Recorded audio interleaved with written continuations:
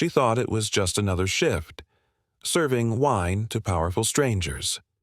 But when her phone rang and she answered in flawless Italian, every conversation in the private room stopped. The man at the head of the table wasn't just watching. He was calculating. Hours later, when she tried to leave, his order echoed through the restaurant. Don't let her go. Bellissimo looked like the kind of place where silence was expensive.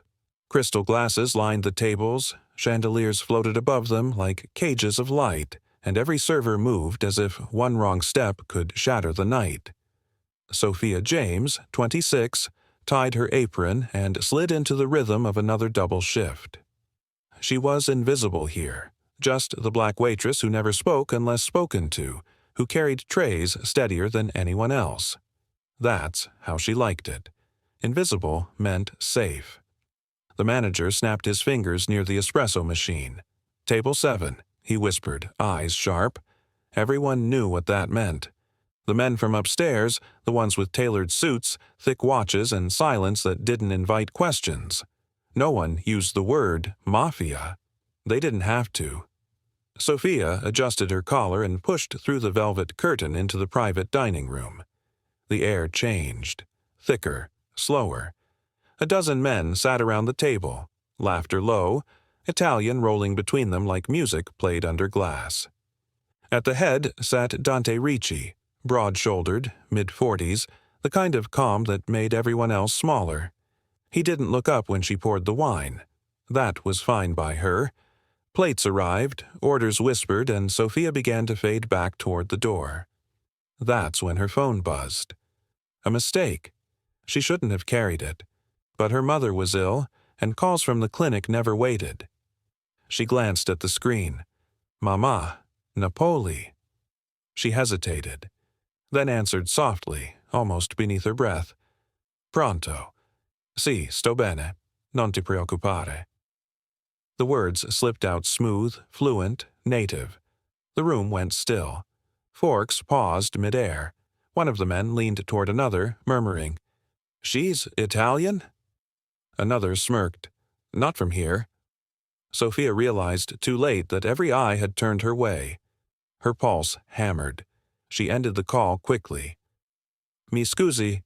Sorry, my mother, she's—" Dante finally looked up. For a heartbeat, nothing moved. Then he raised his glass slightly, studying her as though she were a painting he didn't remember commissioning. "Where did you learn to speak like that?" he asked. Sophia froze. "It's my first language." "Naples?" "Born there. Moved when I was 8. He nodded once, a motion too precise to mean nothing. "Interesting." Someone laughed quietly, tension breaking, but not for her. Dante's lieutenant whispered something in his ear. He shook his head, eyes never leaving Sophia. "Finish their table," the manager hissed behind her, pretending not to shake. Sophia obeyed, trying to forget the weight of that stare. But even as she left the room, she could feel it following her like a shadow stitched to her name. An hour later, while staff wiped down counters and polished glasses, the manager found her by the lockers. His voice cracked halfway through her name. "The boss wants a word before you leave." She blinked. "About what?" He swallowed. "About that phone call." Her throat went dry. "Where?" He pointed toward the corridor behind the wine cellar, the one no one used after hours. The door stood half open. Warm light spilled across the marble floor. Sophia set her tray down, smoothed her apron, and walked toward it. Each step sounded louder than the last. Behind that door waited the man whose words had frozen a room, and the voice that would change her life. "Close the door, Miss James. Let's talk about Italy." The cellar office was warmer than the restaurant floor. Dim amber light, scent of aged wine and leather. A single chair waited across from the desk. "Sit," Dante said without looking up. Sophia obeyed. Her hands were steady, but her pulse wasn't. He finished writing something on a notepad before finally meeting her eyes. "You speak Italian like someone born to it," he said. "I was," she answered quietly. "Yet you serve wine for men who barely know how to drink it." She swallowed. It's work. Everything is work, he said. The question is, for whom? He poured a small glass from a decanter, untouched. Tell me something, Miss James. Why did you leave Naples? Family moved. My mother got sick. And your father? Gone. He nodded slowly, as if each word confirmed something he already knew. Your mother's still alive? She is. Good, he murmured. Then let's keep it that way. The silence stretched. Then softly, do you know what happens when someone like you walks into my world by accident? She didn't answer. He smiled faintly. You get a choice, one you probably didn't have before. He slid a manila folder across the desk. Inside, a single sheet of paper, an airline ticket to Florence leaving in 48 hours. And beneath it, an envelope sealed with wax. She stared. What is this? A job, he said. Interpreter. Temporary. I'm not qualified. You are fluent, discreet, and invisible. Those are the only qualifications that matter. Her laugh was soft, nervous. And if I say no? You won't. The way he said it wasn't arrogant, it was certain, like a statement of weather. Sophia pushed the folder back toward him. I don't work for men like you. He smiled. You already did tonight. The air between them thickened. I'm not asking for loyalty, he said. Just competence. I need someone who understands tone. And silence. Can you do that? I'm a waitress, she said. He leaned forward, slightly. No. You're someone who listened when everyone else talked. That's rarer than loyalty. The words landed heavier than she expected. She felt something pull inside her chest. Fear, maybe curiosity, maybe both. Think about it, he said. There's a car outside. It will take you home. Don't worry about your shift tomorrow. Her breath hitched. You already spoke to my manager. He nodded. And your landlord. Her heart stuttered. How? He shrugged lightly. Information travels when people listen. She stood slowly, clutching her coat. Why me? For the same reason I told my men not to let you leave, he said. You made the room quiet. Sophia turned toward the door, pulse thrumming behind her ribs. Halfway out, his voice stopped her. One more thing, he said. Your mother's clinic in Naples. Tell them to check her messages. She froze. What did you do? He looked back down at his papers. Nothing yet. But I like to invest early. Her throat tightened. You're trying to buy me. He chuckled quietly. If I wanted to buy you, Miss James, you'd already have a price. The room seemed smaller now, air thick as honey. She left without another word, closing the door softly behind her. Outside, the corridor felt colder, emptier. Her phone buzzed as she reached the exit. Unknown number. One line of text. Midnight pickup. Don't pack heavy. She stared at it until the screen dimmed, her own reflection looking back. Uncertain, trapped, alive. At that moment, she realized what Dante meant by choice, because it wasn't one. The message stayed on her screen until midnight came and went. Outside, rain began in thin, nervous streaks against her window. She told herself she wouldn't go. She said it out loud twice, just to hear something human. Then headlights cut through the blinds. A black car idled by the curb. No horn, no text, just waiting. Her phone buzzed again. Downstairs. Sophia hesitated only long enough to grab her jacket. Fear has a strange gravity. It pulls you toward what you should avoid. The elevator ride felt endless. When the doors opened, a man in a dark coat was already there, expression unreadable. Miss James, he said, opening the back door. Inside, leather seats, faint scent of tobacco.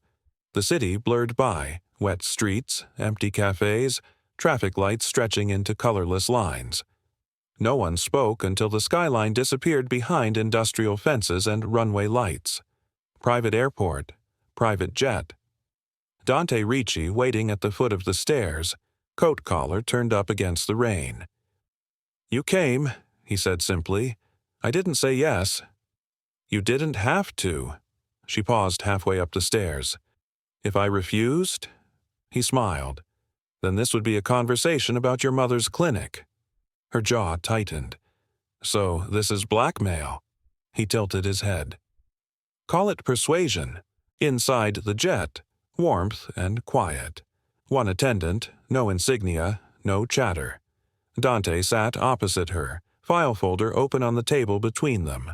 Her name, address, even the hospital's invoice tucked neatly inside. "How long have you been watching me?" "Since the moment you answered in Italian," he said. "I value instinct. You didn't panic. You adapted." She crossed her arms. "That doesn't make me loyal." "No," he said, "but it makes you useful." The engines hummed louder. The runway lights flickered away beneath them. The ground vanished. Sophia pressed her palms together, forcing calm. "Where are we going exactly?" "Florence first," he said. "Then maybe somewhere that doesn't exist on maps." "Why me?" "Because translators don't just hear words. They read intentions. I have associates who need that clarity." She exhaled slowly. "You could hire anyone." "I don't hire. I choose." He leaned back, eyes still fixed on her. "You think I'm dangerous," he said. "I think you like control." He nodded as if she'd complimented him. "Control keeps people alive."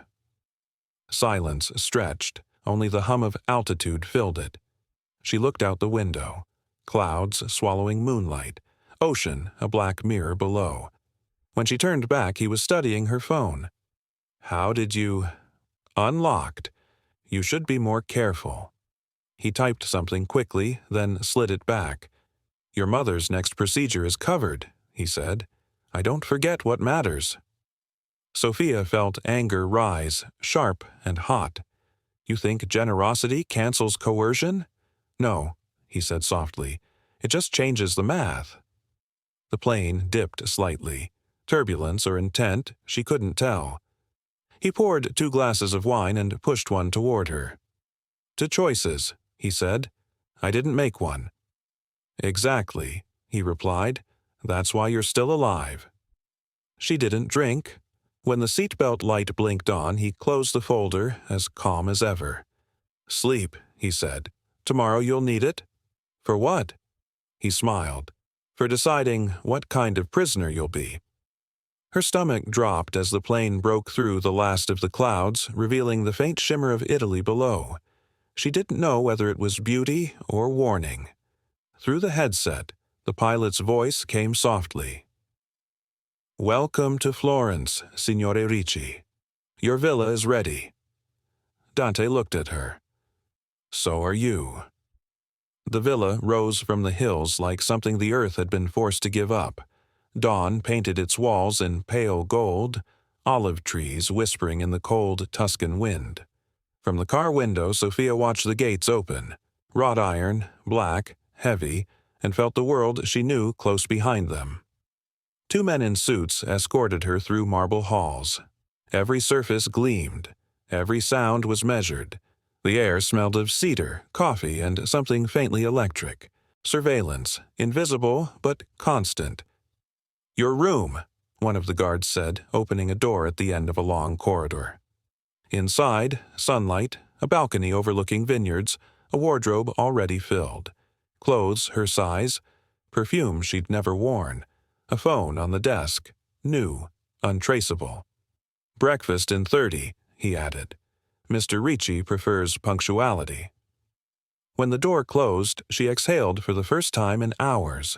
No locks, no visible chains. But she knew enough to recognize captivity when it smelled like luxury. She turned on the phone. One contact. DR. No internet. No signal. Only one line of communication. The man who'd brought her here. A knock interrupted her thoughts. Maria, the housemaid. Older, kind eyes shadowed by caution. "Eat," she said softly, setting down a tray of fruit and espresso. "You'll need strength." Sophia studied her. "How long have you worked here?" "Long enough to know not to ask why you're here," Maria said. Then, after a pause, "Long enough to know that some doors in this house don't open from the inside." The words lingered long after Maria left. By the time she stepped into the dining hall, Dante was already there, suit immaculate, coffee untouched. He didn't rise when she entered, just gestured to the chair opposite him. "Sleep well?" "I wasn't sure if I was supposed to." "You were safe," he said, "if that's what you're asking." She gave a hollow laugh. "Safe isn't the word I'd use." "Then what word fits?" "Owned." He looked at her for a long moment, then smiled, not with warmth, but with interest. "Ownership implies resistance. Do you plan to resist me, Miss James?" Sophia met his eyes. "If I say yes, then I'll have to remind you who brought you here alive." The conversation dropped like a blade. She shifted her tone. "You said you needed an interpreter. For what exactly?" He stirred his coffee, watching the slow swirl of black and gold. "A meeting tonight," he said. "Old friends, new problems. They trust words more than guns. And me? They don't know you exist yet." He stood, smoothing his jacket. "Your job is to listen. Correct their translation when I ask. Nothing else.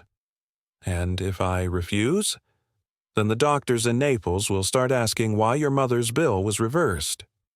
Her jaw clenched. "You think threats make loyalty?" "No," he said softly, stepping closer. "Fear does, and loyalty grows best in its shadow." He walked away, leaving her with the echo of his cologne and the slow rhythm of her heartbeat against her ribs. When evening came, she changed into the dress left for her. Black silk, modest but sharp.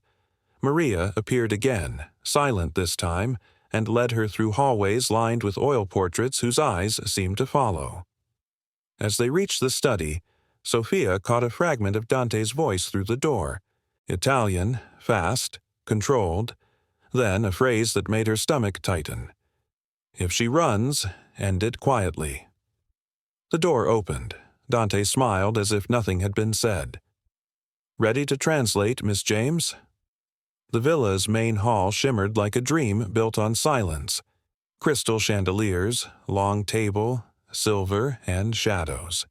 Every man who entered wore a suit heavy with money or blood. Sophia stood behind Dante's right shoulder, pretending she belonged. In a way, she did now. A ghost between worlds, fluent in both languages of fear and formality. The guests arrived one by one, their laughter too polished to trust. At the far end, Vittorio Ferrero, Dante's rival in everything but age, removed his gloves slowly, savoring the attention. "Ricci," he said, voice smooth as syrup, "your translator looks different from the usual." Dante didn't flinch. "That's why she's still here." The servers poured wine, conversation weaving like smoke. Ferrero switched to Italian mid-sentence, testing her. Sophia translated each word calmly, her tone even, precise. When the negotiations began, the air thinned. It wasn't about art or property, it was about power disguised as business. Each sentence was a knife wrapped in protocol. Ferrero leaned back. "You always chase loyalty, Dante. But loyalty is fragile when fear runs your house." Sophia hesitated. That wasn't what he'd said. Not exactly. His real words carried something sharper. Loyalty dies fastest under men who pretend mercy. She felt Dante's gaze flicker her way. He caught the hesitation. "You may translate, Miss James," he said softly. Her throat tightened. He said, "Fear doesn't keep loyalty alive forever." Dante's eyes narrowed slightly. Not anger, assessment. "True," he said, raising his glass, "but neither does arrogance." The room shifted, tension like static. Ferrero smiled thinly. "Ah, so your interpreter edits." Sophia looked directly at him. Only when men lie. Laughter broke out, low, uneasy. Dante's hand tapped once against the table, a silent warning that also sounded like approval. The meeting dragged on, numbers exchanged, agreements whispered, subtext everywhere. Then Ferrero slipped. A phrase, muttered too softly in dialect, meant to pass her ears unnoticed. End his piece tonight. Her spine went rigid. She didn't translate that one. Instead, she leaned toward Dante and murmured, "He's not leaving this room peacefully." He didn't react at first. Then his glass lowered, his voice turning to iron. "Sign the paper, Vittorio," he said in Italian, "before you forget how to use your hands." Ferrero's eyes flinched. He laughed again, but the sound rang hollow. He signed. Sophia realized her pulse hadn't slowed since the moment she walked in. As soon as the papers changed hands, the guests dispersed, murmuring to guards, lighting cigarettes with shaking fingers. She stood still, waiting for permission to breathe. Dante rose. "Everyone leaves with something," he said. She turned. "And me?" He met her gaze. "You stay." Her voice steadied. "Until when?" He stepped closer, low enough for only her to hear. "Until I figure out whether you saved me or used me." Her mouth opened, but no sound came. "Either way," he continued, "you just became part of this house." The last of the guests disappeared into the night. Guards closed the doors. Only the two of them remained, framed by chandeliers flickering over a room full of half-empty glasses. She took a breath. "You said earlier you don't buy people." "I don't," he replied, "but I reward the ones who make me listen." His tone softened, almost human. "Rest tonight, Sophia. Tomorrow you'll translate for someone far more dangerous." She frowned. "More dangerous than you?" Dante's smile was slow, deliberate. "Family." Morning crept into the villa like smoke, slow, uncertain, and soft enough to disguise danger. Sophia stood by the balcony barefoot, watching the mist roll across the vineyards. For the first time, the house felt quieter. Not safer, just tired. The events of the night still pulsed behind her eyes. Ferrero's retreat, Dante's calm mask, the look in his eyes that wasn't victory, but something heavier. She didn't sleep. She couldn't. The knock came just before sunrise. Maria stepped in, holding a folded note. "From him," she said quietly. Sophia hesitated before opening it. Breakfast, no guards, no threats, just talk. The handwriting was elegant, deliberate. When she entered the dining hall, Dante was already seated. No suit this time, just a black shirt, sleeves rolled, no ring on his hand. He looked less like a boss, more like a man remembering what that used to mean. "Sit," he said softly. She did. The table between them was empty except for coffee and a single envelope. He studied her. "You could have let Ferrero speak freely. You didn't. Why?" "Because he would have gotten you killed." "And that matters to you?" "It mattered in the moment," she said. "That's all I had time to decide." He nodded once. "That's honesty. I don't hear much of it in this house." "You build a house like this," she said. "You don't leave much room for truth." Something flickered behind his eyes. A brief, tired amusement. "You think I'm the villain in your story, don't you?" "I think you're the reason it exists," she said. He leaned back, letting the silence stretch. Then, finally, "You're free." She blinked. "What?" He pushed the envelope toward her. "Passport, cash, new name, Florence train station. You'll have 1 hour before someone notices you're gone." She didn't move. "Why now?" "Because I realized last night," he said quietly, "that control isn't loyalty, and fear isn't respect." Sophia felt her breath tremble. "You're letting me go because I didn't lie to you?" "No," he said, "because for a moment, when you spoke for me, I believed you." The words hung there, not soft, not kind, just true. She stood slowly, the envelope cool in her hands.